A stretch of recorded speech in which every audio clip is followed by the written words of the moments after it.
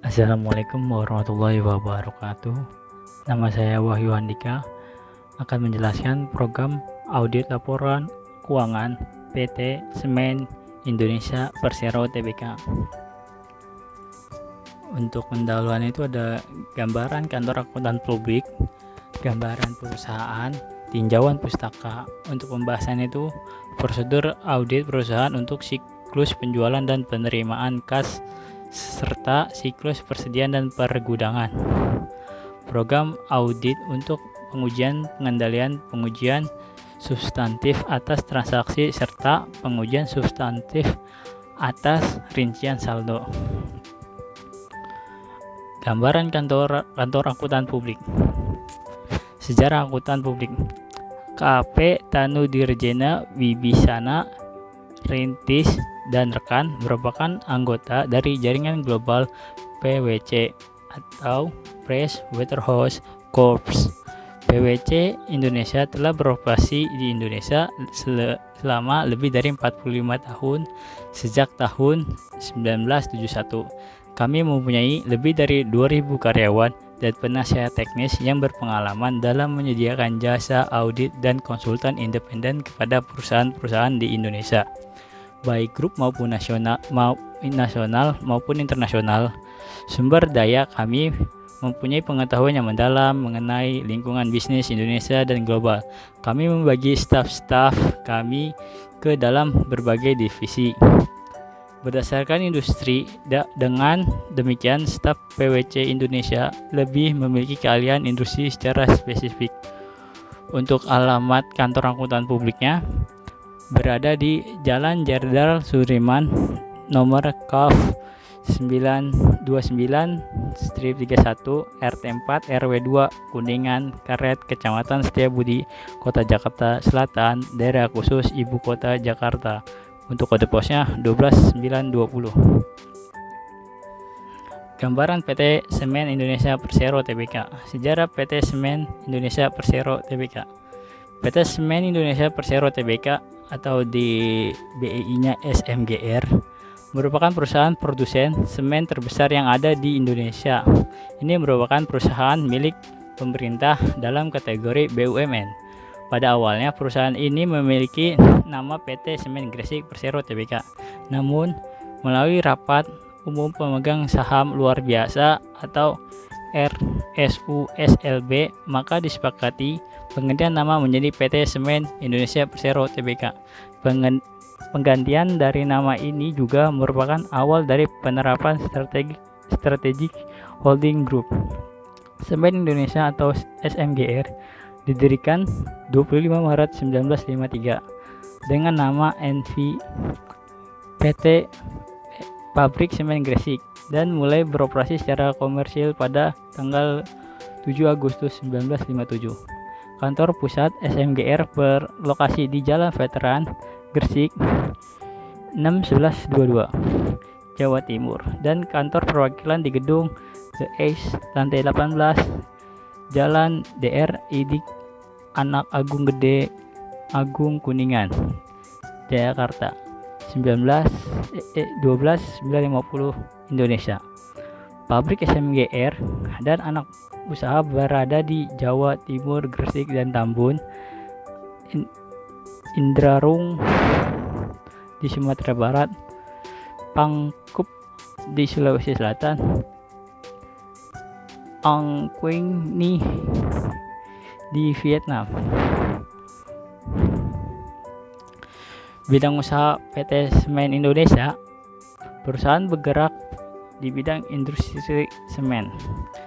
Pemegang saham PT Semen Indonesia. Untuk nama pemegang sahamnya untuk pemerintahan RI seri B sebesar 3.026.406.000 lembar atau persentasenya sekitar 51%,01. Untuk publiknya sebesar 2.906.114.000 lembar atau persentasenya 48,99%. Dan untuk pemerintahan RI seri A jumlah sahamnya 1, persentasenya 0. Untuk tinjauan pustaka, definisi auditing. Menurut William F. Mercier, Jr., Auditing and Assurance Service is a systematic approach 2003.8.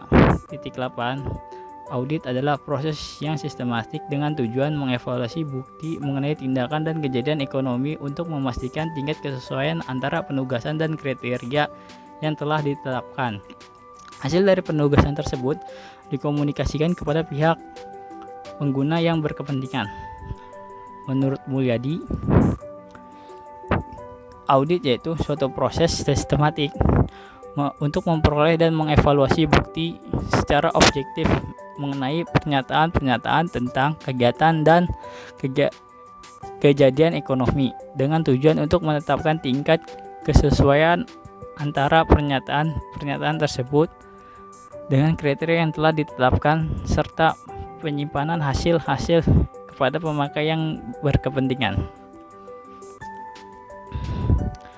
Definisi bukti audit adalah serangkaian informasi yang dikumpulkan dan dievaluasi oleh auditor dalam memutuskan apakah laporan keuangan perusahaan telah disajikan sesuai dengan prinsip-prinsip akuntansi yang berlaku digunakan oleh auditor sebagai dasar untuk menyatakan pendapatnya. Jenis-jenis bukti audit. Yang pertama adalah pengujian fisik, kedua konfirmasi, yang ketiga dokumentasi, nomor 4 prosedur analitis, kelima wawancara dengan klien, yang keenam perhitungan ulang, yang ketujuh observasi. Definisi prosedur audit sendiri adalah instruksi untuk para auditor sebagai teknik yang digunakan untuk mengumpulkan dan mengevaluasi bahan bukti yang cukup dalam audit. Prosedur audit pada saat di lapangan biasanya meliputi kegiatan inspeksi, pengamatan, konfirmasi, dan penerimaan keterangan dan lainnya. Siklus penjualan dan penerimaan kas serta siklus persediaan dan pergudangan. KAP Tanu Dirjera Wibisana Rintis dan rekan melaksanakan prosedur audit berdasarkan standar pada SPAP atau standar profesional angkutan publik.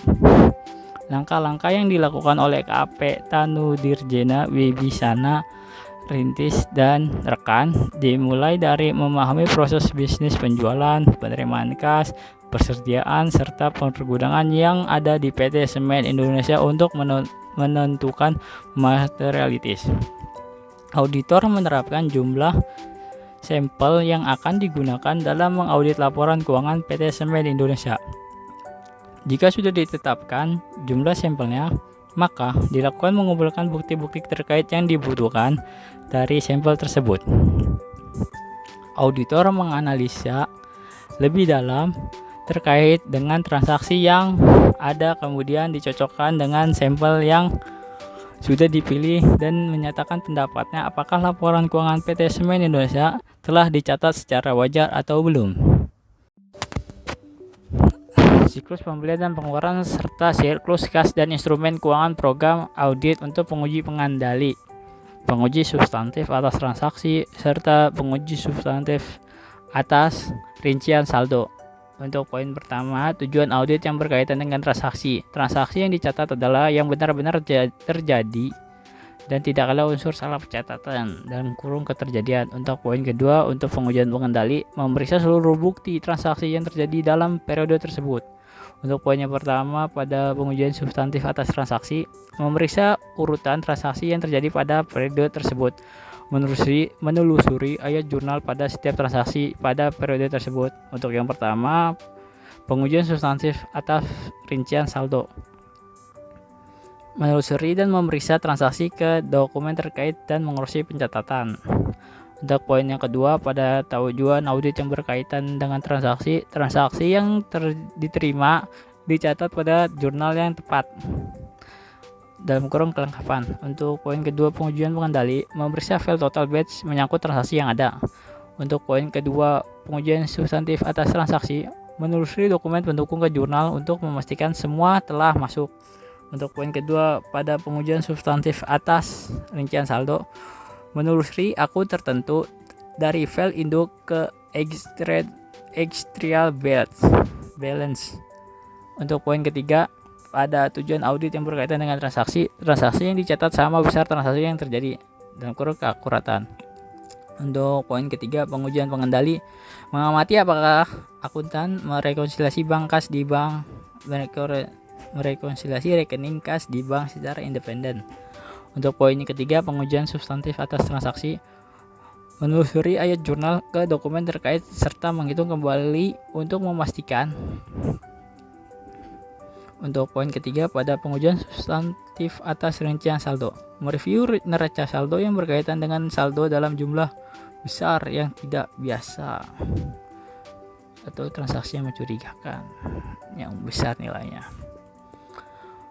Untuk poin keempat, pada tujuan audit yang berkaitan dengan transaksi dimasukkan dengan benar ke dalam file induk dan dikisarkan dengan benar dalam kurung postingan dan pengikhtiaran. Untuk poin keempat, pengujian pengendali, memeriksa bukti bahwa file induk telah direkonsiliasi dengan buku besar umum atau mengamati apakah laporan bulanan telah dikirim.